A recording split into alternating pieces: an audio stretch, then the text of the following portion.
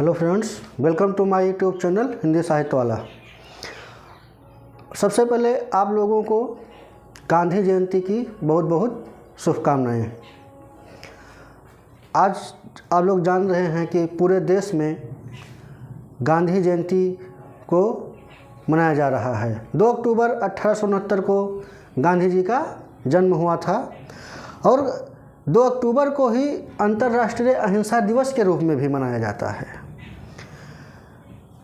प्रधानमंत्री जी ने कल मतलब 1 अक्टूबर को राष्ट्रव्यापी स्वच्छता ही सेवा अभियान का नेतृत्व किया और कहा कि सभी लोग 1 घंटे का श्रमदान करें।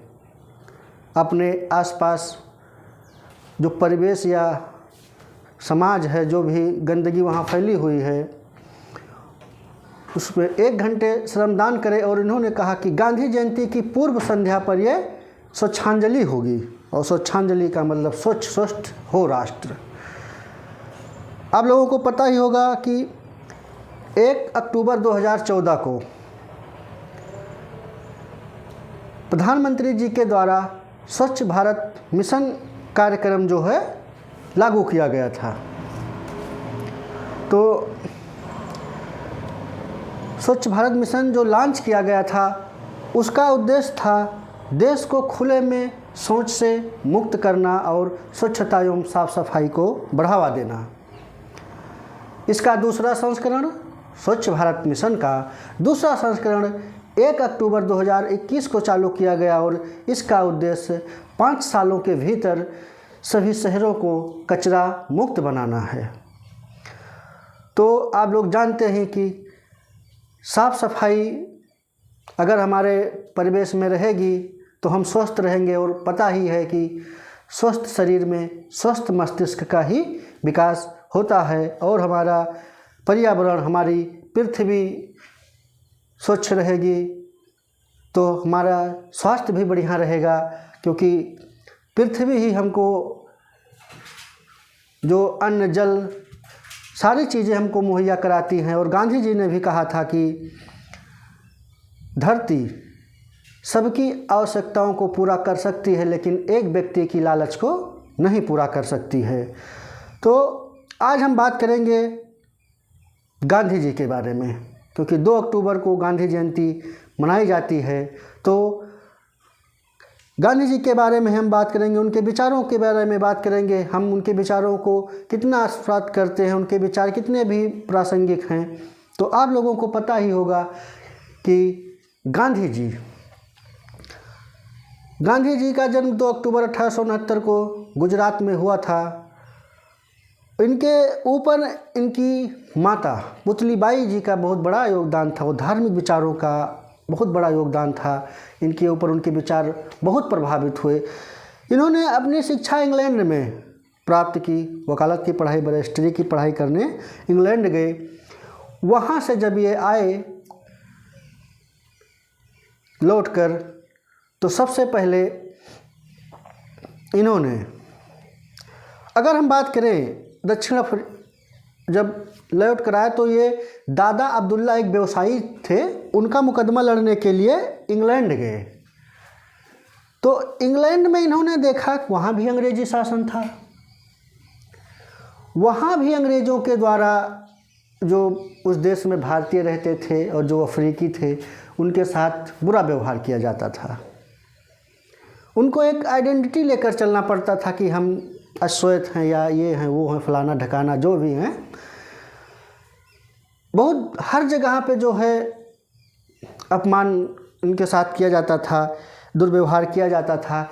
एक बार खुद गांधी जी जो है अफ्रीका में ही फर्स्ट श्रेणी के डिब्बे में बैठकर यात्रा कर रहे थे और अंग्रेज़ों के द्वारा इनको चलती ट्रेन से फेंक दिया गया था। जब ये घटना इनके साथ हुई तो इन्होंने ठान लिया कि हम इस दुर्व्यवहार जो है इसको हम समाप्त करने का प्रयास करेंगे। और इन्होंने अफ्रीका में ही अपने सत्याग्रह का प्रयोग करना शुरू किया।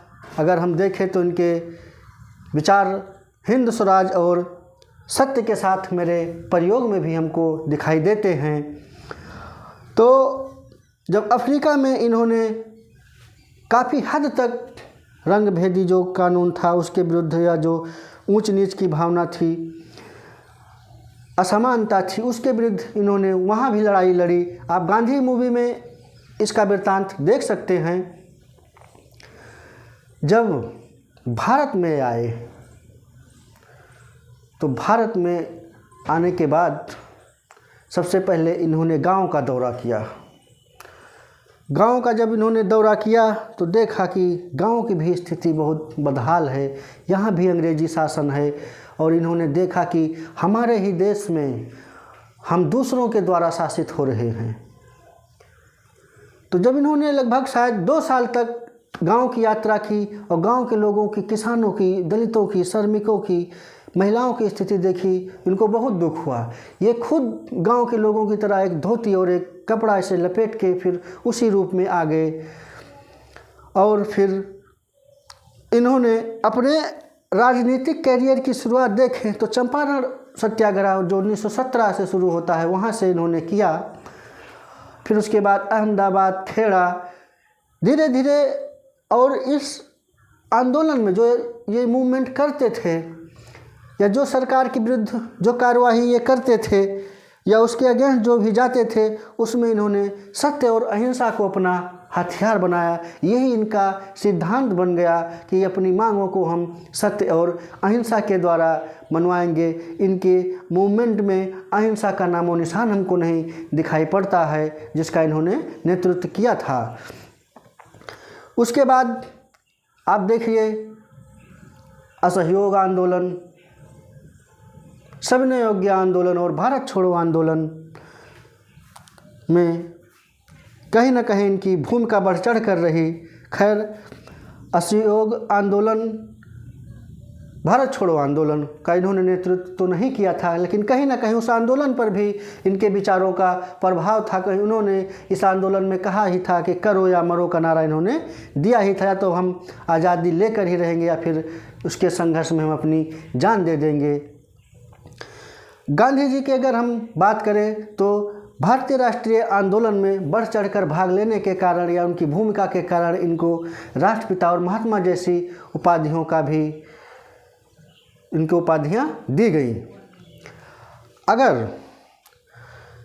अहिंसा की हम बात करें तो इनका कहना था कि मन, वचन और कर्म से किसी का अमंगल ना होना ही अहिंसा है, और इन्होंने कहा था कि समाज में जब तक विषमता है तब तक हिंसा रहेगी, और इस हिंसा को समाप्त करने के लिए विषमता को समाप्त करना पड़ेगा। आज हम जिस दौर से गुजर रहे हैं, इस दौर में काफ़ी समस्याएं, बेरोजगारी की समस्या, आतंकवाद की समस्या, कहीं ना कहीं लोगों के बीच आपसी वैमनस्य की समस्या, आतंकवाद जिसमें हिंसा का उग्र रूप दिखाई देता है, ये समस्याएं उत्पन्न हैं। अगर हम देखें कि क्या गांधी के विचारों में इन समस्याओं के निराकरण के तत्व दिखाई देते हैं या नहीं, तो अगर हम देखें तो गांधी जी के जो विचार थे, जो हिंद स्वराज में उन्होंने अपने लगभग विचारों को दिया है, तो अगर हम देखें तो इन्होंने कहा कि सभी व्यक्ति को श्रम पर मतलब मेहनत करके अपनी जीविका चलानी चाहिए, और जो धनी व्यक्ति हैं उनको अपने उपयोग भर की वस्तु जो है धन अपने पास रखना चाहिए, बाकी समाज के कल्याण में उसको खर्च करना चाहिए। उसके बाद उन्होंने कहा कि समाज एक आदर्श समाज होना चाहिए। ऊंच नीच, छुआछूत, अस्पृश्यता, स्त्री पुरुष में कोई भेद नहीं होना चाहिए। स्त्रियों को सभी क्षेत्रों में आगे बढ़ने का मौका देना चाहिए। राजनीति के क्षेत्र में इन्होंने कहा कि सर्वोत्तम सरकार वही है जो सबसे कम शासन करे। राज्य की संप्रभुता का या जो है राज की जो ज़्यादा भूमिका हो उसकी उन्होंने खंडन किया कि राज्य लोगों की भलाई के लिए कार्य करे, कल्याणकारी राज्य हो। राजनीतिक विचारधारा पर इनके ऊपर थोड़े का प्रभाव था। वैसे महात्मा गांधी के विचारों पे इनकी माता टॉलस्टॉय, रस्किन बॉन्ड, थोरे, इन महान विचारकों या विद्वानों का प्रभाव था। और अगर धर्म के क्षेत्र में हम देखें तो ये सर्व धर्म समभाव की बात करते हैं और कहते हैं कि दुनिया के सभी धर्मों का उद्देश्य मानव कल्याण करना है। और इन्होंने कहा, जैसा जानते हैं आप, रघुपति राघव राजा राम, पतित पावन सीताराम, ईश्वर अल्लाह तेरो नाम, सबको सम्मति दे भगवान। गांधी जी के जीवन में एक ऐसा मोड़ भी आया जब इनको देशवासियों के विरोध का भी सामना करना पड़ा, और वो था भगत सिंह की फांसी। लोग इनको कहते हैं कि भगत सिंह की फांसी में कहीं ना कहीं या गांधी जी को ही जिम्मेदार ठहराया जाता है। कहते हैं कि अगर गांधी इरविन जो पैक्ट हुआ था, जो समझौता हुआ था, अगर गांधी जी वहाँ अड़े होते तो फिर कहीं ना कहीं इनकी फांसी को रोक दी गई होती। अगर हम इस पर थोड़ा ज़्यादा विस्तार में ना जा करके अगर थोड़े ही चर्चा करें तो दोनों के विचार, गांधी और भगत जी के, ये दोनों के विचार अलग अलग थे। जहाँ गांधी जी अहिंसा में विश्वास करते थे, वहीं भगत सिंह क्रांतिकारी आतंकवाद का हिस्सा थे, क्रांतिकारी आतंकवाद को बढ़ावा देते थे। क्रांतिकारी आतंकवाद का मतलब ये है कि जो अंग्रेज़ों के हथियार वगैरह हैं, धन वगैरह, उनको लूट कर और अंग्रेजी अधिकारियों को निशाना बनाना, देश को आज़ाद कराना था। कहीं ना कहीं इसमें हिंसा लिप्त थी और गांधी जी अहिंसा के पुजारी थे। ये क्रांतिकारी थे और ये मार्क्सवादी विचारधारा का पालन करते थे भगत सिंह, जिसमें और मार्क्स किसानों या श्रमिकों के हित की बात करता है। कहते हैं कि अंग्रेजी सरकार जो है पब्लिक सेफ्टी बिल और ट्रेड डिस्प्यूट बिल जो था, इन बिलों को समाप्त करना चाहती थी और भगत सिंह किसानों के हित में थे। तो दिल्ली जो असेंबली 1929 में इन्होंने बटुकेश्वर दत्त के साथ बम फेंका था, इनका उद्देश्य किसी की हत्या करना नहीं था। भगत सिंह जी का उद्देश्य किसी की हत्या करना नहीं था। इनका सिर्फ ये उद्देश्य था कि हम क्रांतिकारी के माध्यम से, क्रांति के द्वारा जो है अंग्रेज़ों को चेताएंगे। और इन्होंने जब बम फोड़ा तो कहा कि बहरे कानों को सुनाई देने के लिए धमाकों की ज़रूरत चाहिए, और ये गिरफ्तार हो गए। किसी को नहीं पता था कि अंग्रेज़ी सरकार इनके ऊपर इतना तगड़ा एक्शन लेगी, क्योंकि शुरुआत में गांधी के विचारों के समर्थक सुभाष चंद्र बोस और भगत सिंह जी भी थे, लेकिन जब इन्होंने असहयोग आंदोलन वापस ले लिया तो कहीं ना कहीं ये लोग भी गांधी से विमुख होते गए, क्योंकि ये लोग समझते थे कि जो है स्वराज हमको जल्द ही मिल जाएगा। लेकिन चौरी चौरा घटना से गांधी जी थोड़ा हतप्रभ हुए और क्योंकि इनके आंदोलन में, इनके विचारों में हिंसा का कोई स्थान नहीं था, इसलिए इन्होंने अपना आंदोलन स्थगित कर दिया। इसीलिए सुभाष जी और भगत सिंह जी भी कहीं ना कहीं रुष्ट हुए। जब असेंबली में इन्होंने बम फोड़ा उस बिल के विरोध में, जो ट्रेड यूनियन बिल को समाप्त करना चाहती थी गवर्नमेंट, कहीं ना कहीं उससे किसानों का भी हित जुड़ा हुआ था। तो भगत सिंह इस बिल के विरोध में असेंबली में बम फोड़ा और अपनी गिरफ्तारियां दी। उसके बाद जब आप लोगों को पता है कि जब साइमन कमीशन के विरोध में लाला लाजपत राय जी विरोध कर रहे थे, लाहौर में उन पर लाठियाँ बरसाई गई और उनकी मृत्यु हो गई। उन्होंने कहा था कि मेरे ऊपर पड़ी एक एक लाठी ब्रिटिश साम्राज्य के ताबूत में कील के समान होगी। तो इसी का बदला लेने के लिए भगत सिंह जी ने, भगत सिंह, राजगुरु और सुखदेव, इन तीनों ने मिलकर अंग्रेज अधिकारी, इनका निशाना तो था खैर स्कॉट को, लेकिन ये गलती से सैंडर्स को मार दिए। जब ये गिरफ्तार हो गए असेंबली में तो ये लाहौर षड्यंत्र का भी मुकदमा इनके ऊपर ठोक दिया गया।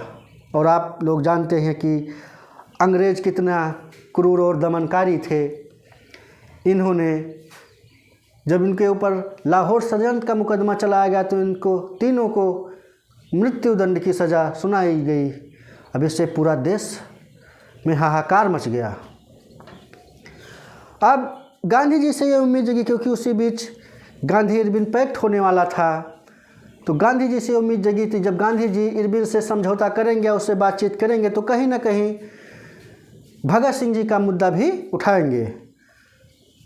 तो इरविन पैक्ट हुआ, लेकिन ये इरविन जो था वो गांधी जी की कुछ मांगों को इसने नहीं माना। कहते हैं कि गोपाल दास जी कहते हैं कि गांधी जी ने जब इरविन के समक्ष इनकी रिहाई का मुद्दा उठाया तो उसने बड़े आश्चर्य से इरविन ने कहा कि जो व्यक्ति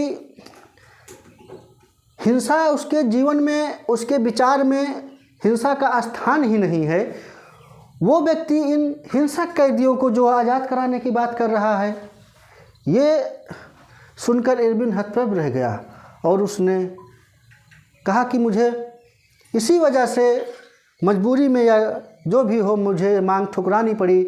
और एक इतिहासकार गामा मैकलिन हैं, गामा मैकलिन भी जो है लिखते हैं कि गांधी जी तीनों को मृत्युदंड की सज़ा से बाहर निकालना चाहते थे, लेकिन इरविन नहीं माना।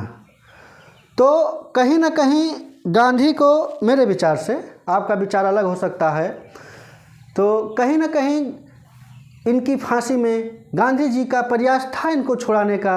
लेकिन उस वक्त जब गांधी इरविन पैक्ट चल रहा था तो पंजाब में एक ये था कि भगत सिंह जी और उनके साथी छूट जाएंगे।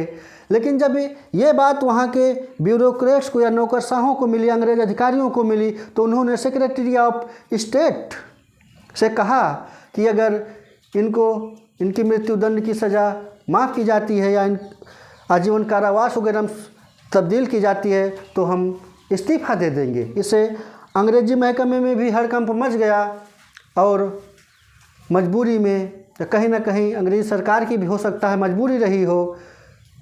और आप लोग ऐसा मत सोचिए कि अंग्रेज़ी सरकार इनकी सज़ा को माफ़ ही कर देती, बिल्कुल नहीं करती। तो इनकी सज़ा को नहीं माफ़ किया गया और इनको फांसी दे दी गई। इसलिए गांधी जी को कराची अधिवेशन में काले झंडे दिखाए गए, इनको विरोध का सामना करना पड़ा। कहीं ना कहीं गांधी जी के जीवन में एक ये अंधकार का समय था। लेकिन भगत सिंह के मृत्यु के लिए गांधी को जिम्मेदार ठहराना हमें उचित नहीं लगता है। हो सकता है आपका विचार कुछ और हो, ये मेरे व्यू पॉइंट से मैं अपनी बात रख रहा हूँ। इस बात को समझने के लिए, जानने के लिए हमको और अध्ययन की ज़रूरत है। बिना अध्ययन के हम किसी के ऊपर ऐसा आक्षेप नहीं लगा सकते हैं।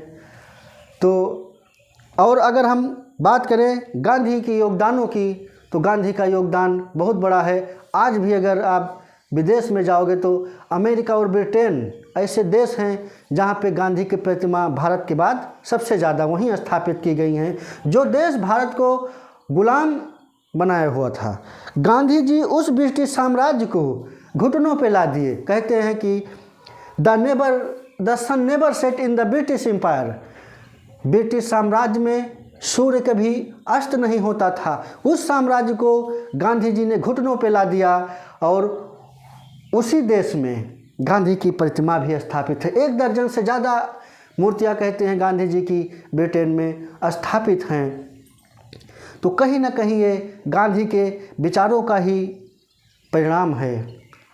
अगर हम राष्ट्रीय आंदोलन में गांधी के विचारों की बात करें, उनके योगदान की बात करें, तो वर्तमान समय में हम अपनी मांगों को सरकार से मनवाने के लिए अहिंसा का प्रयोग करते हैं, शांतिपूर्ण धरना का प्रदर्शन करते हैं, हिंसा का सहारा नहीं लेते हैं। तो ये विचार कहीं ना कहीं गांधी जी द्वारा जो राष्ट्रीय आंदोलन में प्रयोग किए गए थे, सत्य और अहिंसा का प्रयोग करना, वो आज भी हम यूज कर रहे हैं। नागरिक अधिकार जो हमको संविधान में दिए गए हैं वो कहीं ना कहीं गांधी की ही देन है। और महिला जिस को घर की चार दीवारी में रखा जाता था। गांधी के आंदोलनों में महिलाओं ने भी बढ़ चढ़कर भाग लिया। दलित, श्रमिक, किसान, भाषाई अल्पसंख्यक कहीं ना कहीं, और महिलाओं के अधिकारों की बात जो आज ये अधिकार इनको मिले हुए हैं, कहीं ना कहीं वो गांधी की ही देन है, क्योंकि गांधी जी ने इनको मुख्य धारा में लाया, अपने आंदोलनों में इनको हिस्सा लेने के लिए प्रेरित किया और इनके साथ एक बहुत बड़ा जनसैलाब उमड़ा। तो महिला जैसी जो चरदीवारी में कैद रहती थी उसको भी आने का मौका मिला, और आज आप देख रहे हैं महिलाएं हर क्षेत्र में अपना नाम रोशन कर रही हैं। ये कहीं ना कहीं ये गांधी के विचारों का ही प्रभाव हमको दिखाई देता है। गांधी के अगर हम विचारों की बात करें या इनके योगदान की बात करें, तो जब ये इंग्लैंड से वापस आए थे तो इनके घर वालों ने सोचा, क्योंकि कर्ज लेकर इनको पढ़ाया गया था कहते हैं, और घर पे काफ़ी कर्ज का बोझ था, तो कहते हैं कि जब इनकी घर वाले जब ये पढ़ के आए इंग्लैंड से, तो बोले कि अभी लड़का हमारा वकालत करेगा और घर का कर्ज दूर हो जाएगा, घर की समस्या दूर हो जाएगी। लेकिन इन्होंने देश के लिए अपना जीवन समर्पित कर दिया, अपने परिवार घर की तरफ ध्यान नहीं दिया। एक बार की बात है, इनके लड़के मणिलाल ने कहा कि हमको पढ़ने के लिए पैसा दीजिए, हम विदेश में जाएंगे। तो इन्होंने कह दिया कि ये पैसा देश के लिए है, आपके लिए नहीं है। इसीलिए कहते हैं जब इनकी मृत्यु हुई थी तो इनके बेटे हरिलाल शराब पी के दिल्ली की सड़कों पे लौट रहे थे, बेसुध पड़े हुए थे, इनकी डेड बॉडी पर नहीं आए। और गांधी जी की अगर हम बात करें तो जब नुआखोली में हिंदू मुस्लिम दंगे हो रहे थे तो वहाँ हिंदुओं की रक्षा के लिए ये गए, और वहाँ भी इनकी जान मतलब बची, किसी तरह के उस दंगे में इनकी जान बची, तो वहाँ हिंदुओं की रक्षा के लिए गए थे। और दिल्ली में अगर आप देखें तो जब देश का विभाजन हो गया था, और तब भी मुस्लिमों की रक्षा करने की कह सकते हैं, मुस्लिमों के बचाने के लिए, रक्षा करने के लिए इनको जो है एक हिंदू के द्वारा इनको मृत्यु या मार दिया गया। 30 जनवरी 1948 को इनको मार दिया गया, और 30 जनवरी 1948 को शहीद दिवस के रूप में मनाया जाता है। तो हमको ज़रूरत है वर्तमान समय में जो वैश्विक समस्याएं हैं या हमारे अंदर में जो ऊंच नीच, छुआछूत, अस्पृश्यता की भावना है, आतंकवाद की समस्या है, इनको दूर करने में कहीं ना कहीं हम गांधी के विचारों का सहारा ले सकते हैं, और हमको गांधी के ऊपर और अध्ययन करने की ज़रूरत है, क्योंकि गांधी के ही विचारों का प्रभाव आज हम स्वच्छता भी बड़े धूमधाम से, अपने पर्यावरण को भी स्वच्छ बना रहे हैं। तो ये बहुत बड़ी बात है, गांधी पे और अध्ययन करने की ज़रूरत है। आप लोग गांधी जी पे और अच्छे तरीके से अध्ययन करिए। धन्यवाद।